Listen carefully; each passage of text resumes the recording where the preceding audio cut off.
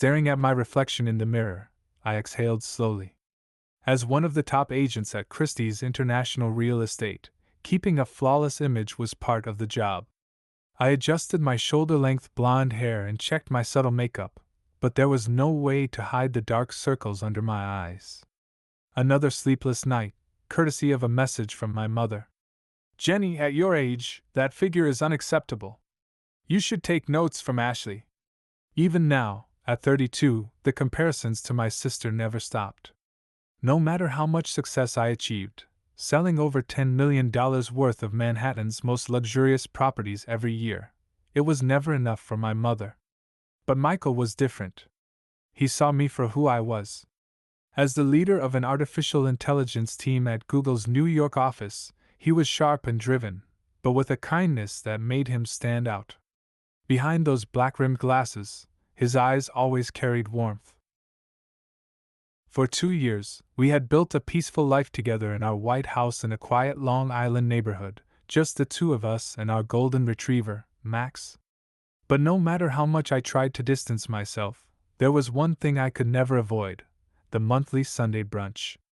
At Smith's, an exclusive Manhattan restaurant, I sat across from my mother, Patricia, and my sister, Ashley.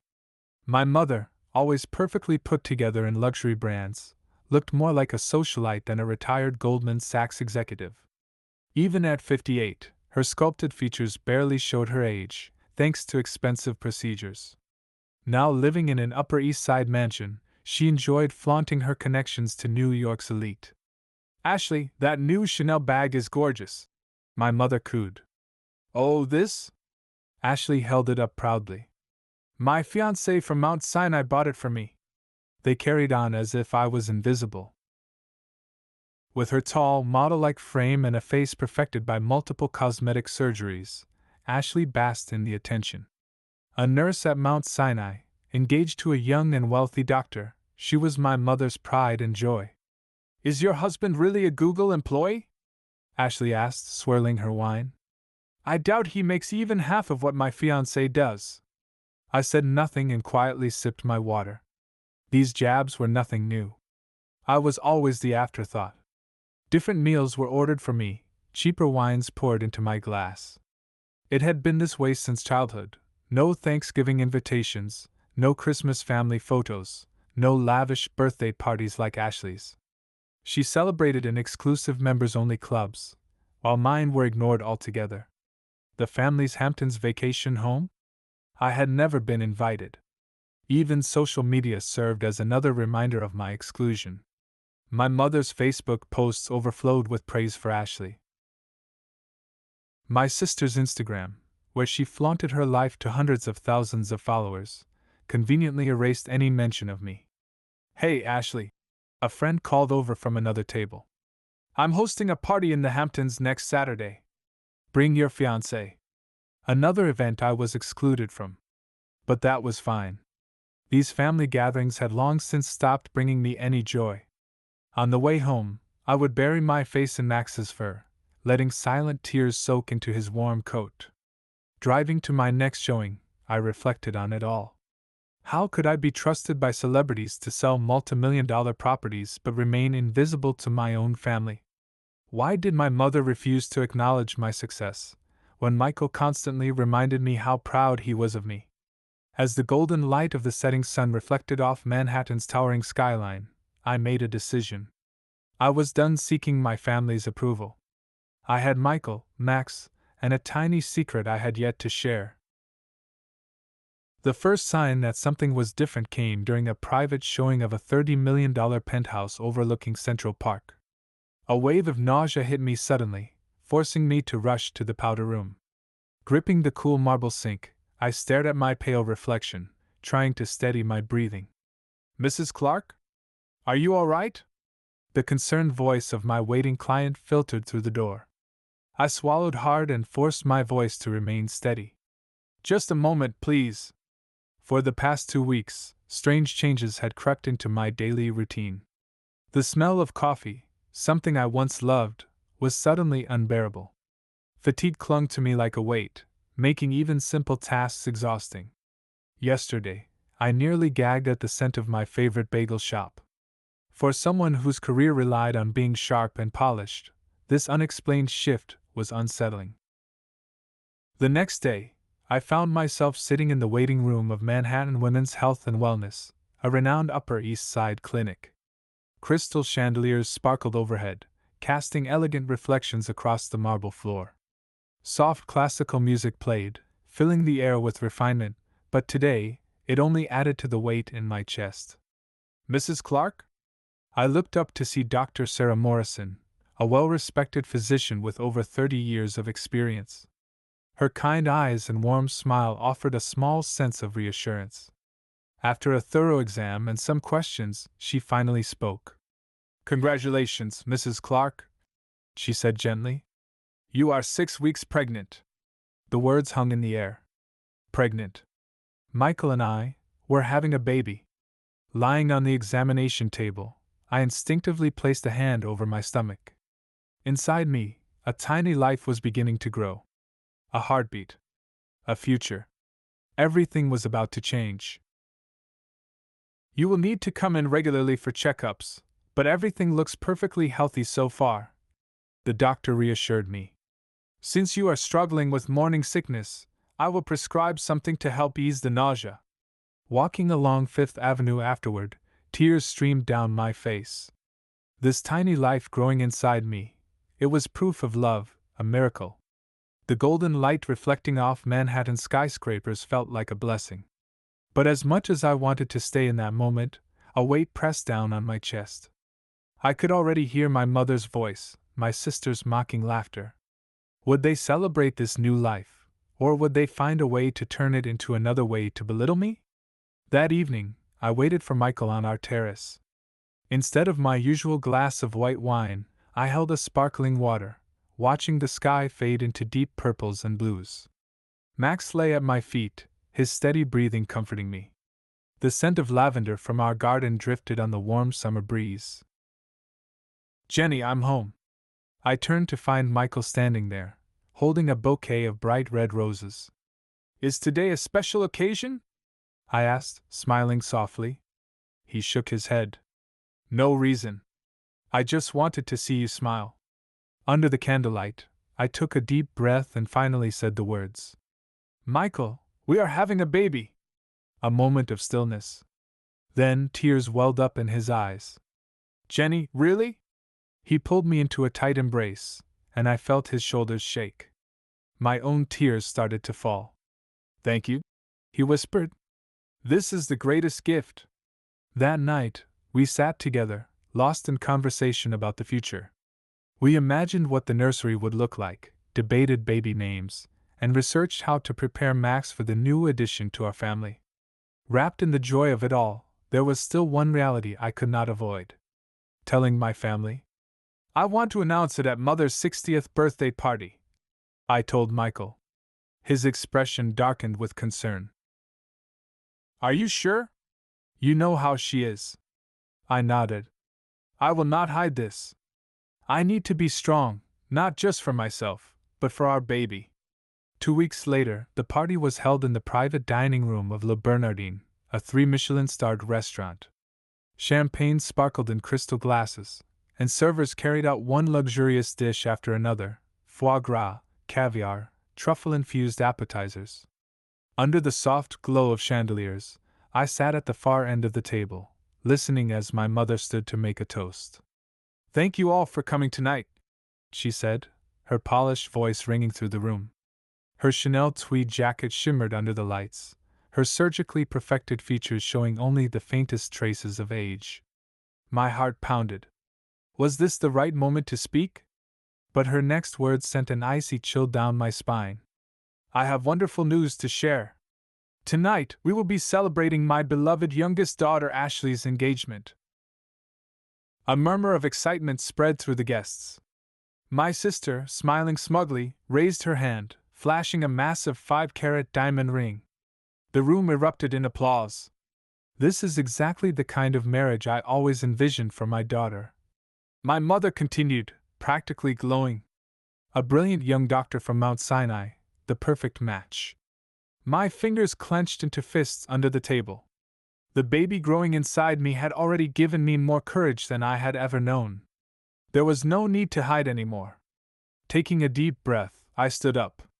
I also have something to share, I said, my voice shaking slightly. Michael's hand found mine, giving me the silent support I needed.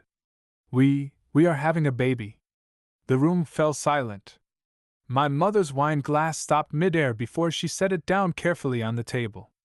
Her eyebrows arched, her lips tightening. What did you just say? Her voice, low and steady, sent a shiver through me. I am 6 weeks pregnant, I repeated. The doctor said everything is progressing well. The silence stretched painfully. Then my mother slammed her hands on the table and shot up from her chair. How dare you! The stem of her wine glass tipped over, deep red liquid bleeding across the crisp white tablecloth. You knew Ashley was supposed to have the first grandchild, she shrieked. Her perfectly constructed mask cracked, revealing raw, ugly rage underneath. You are not fit to be a mother! This is an embarrassment to our family. My sister smirked from across the table, twisting her engagement ring under the light. Really, Jenny? She mused, her voice dripping with mockery. A failure like you raising a child? How pathetic. Tears burned in my eyes. Michael wrapped his arm protectively around me. Enough, he said firmly. My mother's face contorted with fury. Get rid of it, she shouted. I will not accept this child.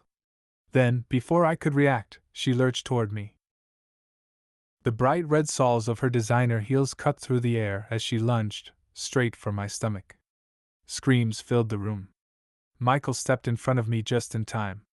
I instinctively cradled my abdomen, my body trembling. I had to protect this life. No matter what. My vision blurred as I watched my mother's heel lift off the ground, ready to strike.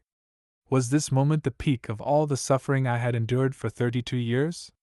The cruel words, the constant exclusion from family events, the deliberate attempts to erase me, it all seemed to converge into this single, terrifying instant. Please, not the baby, I pleaded, my voice barely above a whisper. I shut my eyes, bracing for the impact. Then, a deep, authoritative voice cut through the tension. Patricia, is this really what you want? A chill ran down my spine as I opened my eyes. A tall man stood at the entrance. Father. He was supposed to be overseas, buried in his endless business trips. But there he was, his sharp gaze locked on my mother. The color drained from her face, her once perfectly poised demeanor crumbling. Robert, she stammered. Why are you here? Without answering, he stepped forward. The crisp lines of his Brooks Brothers suit and the weight of his presence made him seem even more imposing than usual. His polished shoes clicked against the marble floor, filling the heavy silence in the room. I have been watching, he said coldly. Everything you have done has been recorded. The room fell into stunned silence. The harassment on social media, the exclusion from family gatherings, the manipulation and threats, even the daily verbal abuse, it has all been documented. His voice carried no emotion, only finality. Mother's fingers curled into fists, her 5-carat diamond ring catching the light as her hands trembled. Starting tomorrow, the following actions will be taken, Father continued, pulling out his phone. First, you will be removed from the Metropolitan Opera Board. Second, your director position at the Madison Avenue Charitable Foundation will be revoked. And finally, he paused, letting his words settle. You will be completely cut off from high society. Mother gasped, her lips parting in disbelief. No, this cannot be happening, she choked out. You will vacate the Upper East Side mansion immediately, he continued without hesitation. The legal paperwork has already been completed. Movers will arrive at 8 in the morning. Mother's knees buckled, and Ashley lunged forward to steady her. But Father was not done. All credit cards will be suspended, he added. Your American Express Centurion has already been confiscated. Your bank accounts are frozen. You will receive only a minimal monthly allowance for basic living expenses. The Mercedes-Benz will be returned. The Cartier jewelry collection will be taken back as well. You cannot do this, Mother whispered, her voice barely holding together. What about my status? My place in society? You did this to yourself, Father said flatly. A silence heavier than any before filled the space. Then, his gaze shifted to Ashley. And as for you, he said, his voice turning even colder, you will also face the consequences of your actions. Ashley's confident posture wavered. What do you mean? She asked hesitantly. You have been given special treatment at Mount Sinai because of my influence. That ends now. Effective immediately, you will be demoted to a position that reflects your actual skills and merit. Ashley paled. And your fiancé, Father continued, is already aware of the truth. He has called off the wedding. Your social media accounts will also be frozen. It is time the world sees you for who you really are. The weight of his judgment settled over the room like a crushing force. The air felt suffocating, the once lively chatter of the party long forgotten. No, this cannot be happening, Mother muttered, gripping Ashley's arm in desperation. Father's voice carried the final blow. This is my decision. There will be no appeals. The guests had gone silent, champagne glasses abandoned. The air smelled of spilled wine and wilted roses, the remnants of a celebration that had turned into a reckoning. Mother turned to look at me. For the first time in my life, I saw something unfamiliar in her eyes.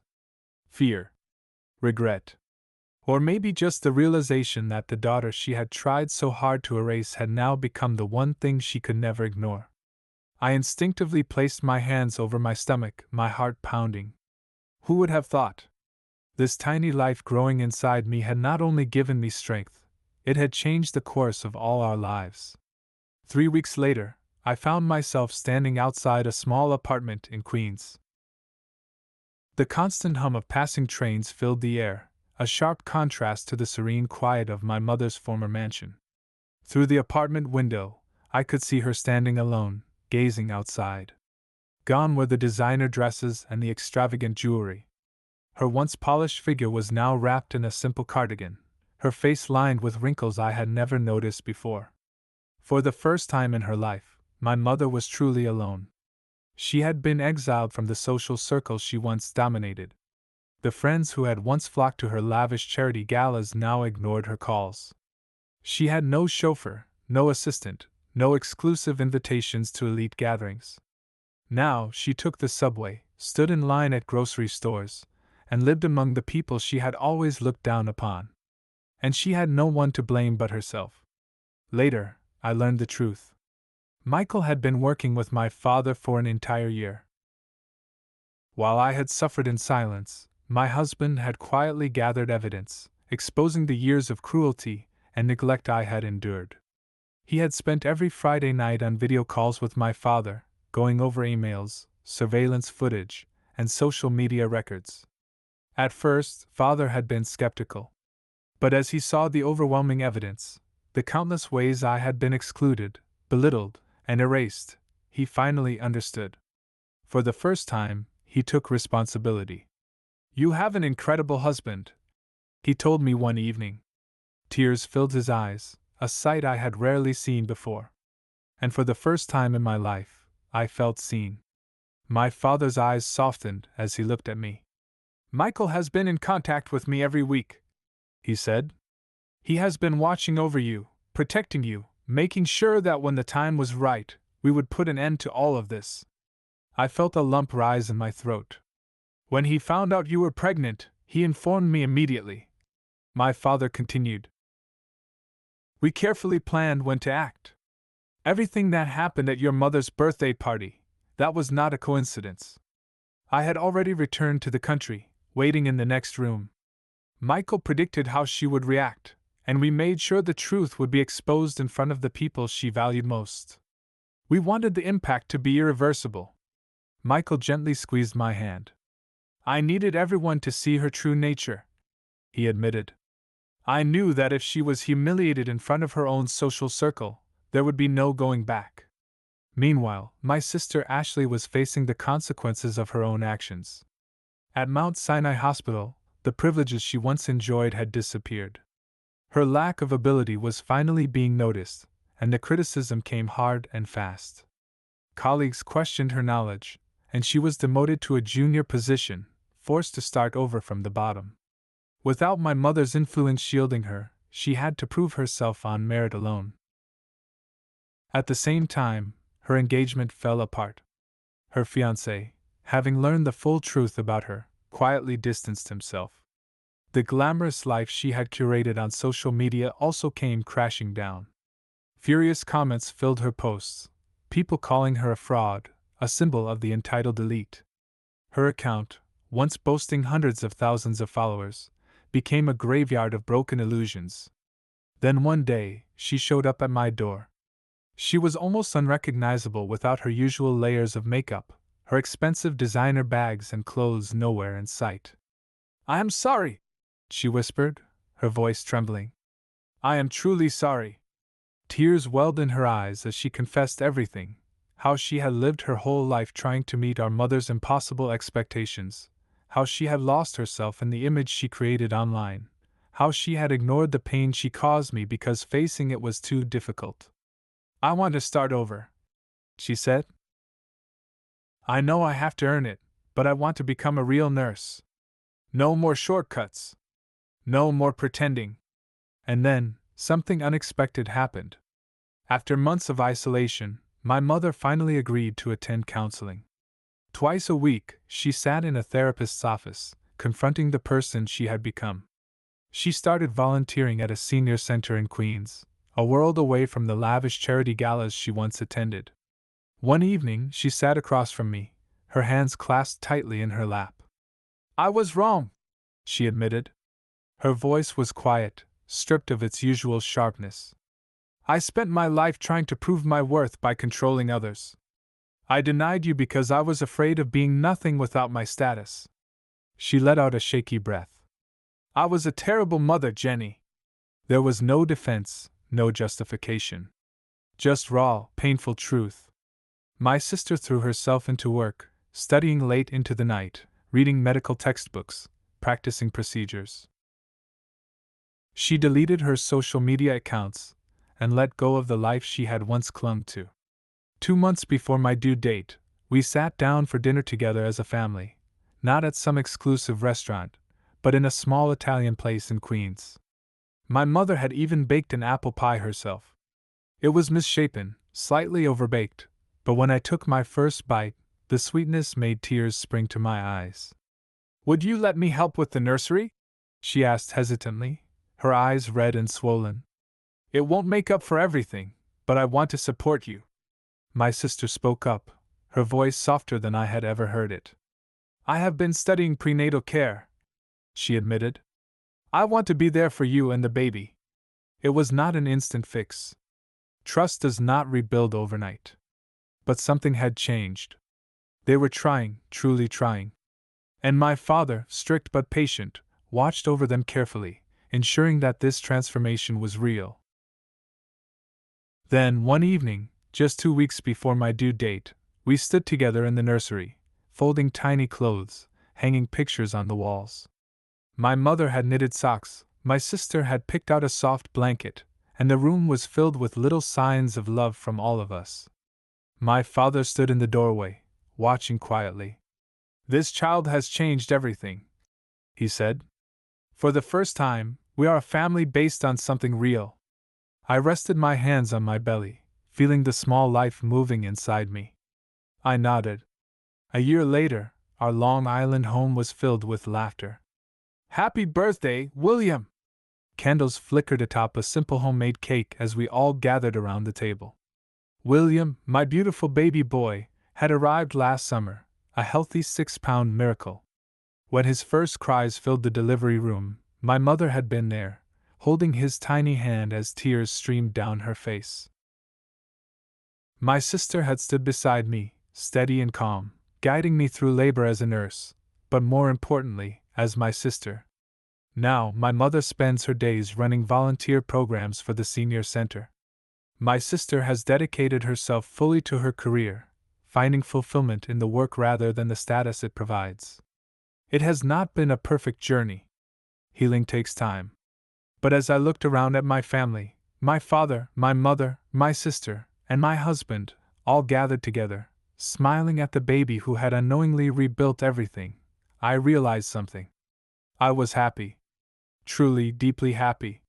For the first time in my life, I was surrounded by love that did not come with conditions. I reached for Michael's hand, and he squeezed mine gently. "Thank you," I whispered. "For what?" he asked, smiling. "For believing in me," I said. "For believing that I was worth fighting for." As time passed, my mother settled into her new life, no longer the woman obsessed with status and appearances. Now, she spends her days at the senior center, her once stiff demeanor replaced by a warmth I had never seen before. She chats with the residents, laughing easily, finally understanding the simple joy of caring for others. My sister, Ashley, continued her path as a nurse, fully dedicated to rebuilding her career from the ground up. The journey was far from easy, but through perseverance, she earned the trust of her colleagues in the emergency ward. I feel a quiet pride when I see the woman she has become, someone who values the gratitude of her patients more than the fleeting approval of social media followers. Our father, ever the strict and disciplined man, softened in his own way. Though still occupied with business, he now prioritizes family time, making it a point to FaceTime with William between conference calls with the Singapore branch. "Look at that," he chuckled one evening, watching William gnaw on a toy. "Another new tooth is coming in."